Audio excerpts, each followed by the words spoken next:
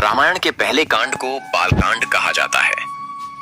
इस कांड में भगवान राम के जन्म से लेकर उनके वनवास तक की घटनाओं का वर्णन किया गया है। कहानी की शुरुआत अयोध्या के राजा दशरथ और रानी कौशल्या, रानी सुमित्रा और रानी कैकेयी के यहाँ कोई संतान नहीं थी।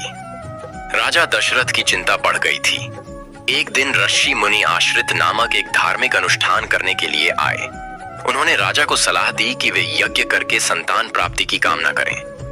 राजा दशरथ ने यज्ञ किया और यज्ञ के पश्चात देवताओं ने उन्हें प्रसाद के रूप में एक अमृत पात्र दिया, जिसे पीने से उनके घर में 4 संतानें हुई। राजा दशरथ के घर 4 पुत्र हुए, राम, लक्ष्मण, भरत और शत्रुघ्न।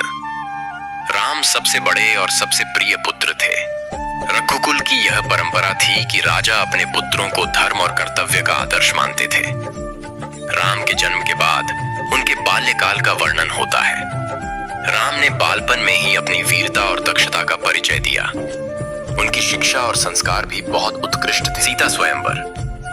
राम के यथार्थिक जीवन की ओर बढ़ते हुए एक दिन राजा जनक ने अपनी पुत्री सीता के स्वयंवर की घोषणा की।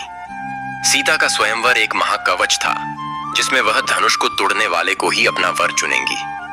कई राजकुमारों ने इस स्वयंवर में भाग लिया, लेकिन कोई भी धनुष को तोड़ने में सफल नहीं हुआ।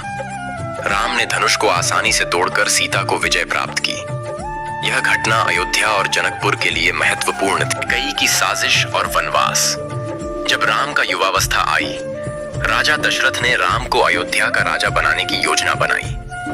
लेकिन कैकेयी, जो दशरथ की दूसरी पत्नी थी, ने अपने पुत्र भरत के लिए राज्य की इच्छा की। उसने दशरथ पर दबाव डालकर राम को 14 वर्षों के लिए वनवास भेजने की मांग की। राजा दशरथ अपने वचन के प्रति सचेत रहने के कारण मजबूर हो गए और राम को वनवास भेज दिया।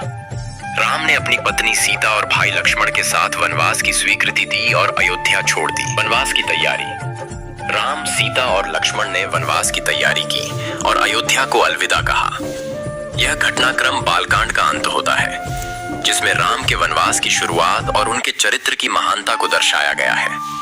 इस कांड में भगवान राम की पुण्यता, पराक्रम और कर्तव्य परायणता का बखान किया गया है, जो कि रामायण के अन्य कांडों में आगे बढ़ता है।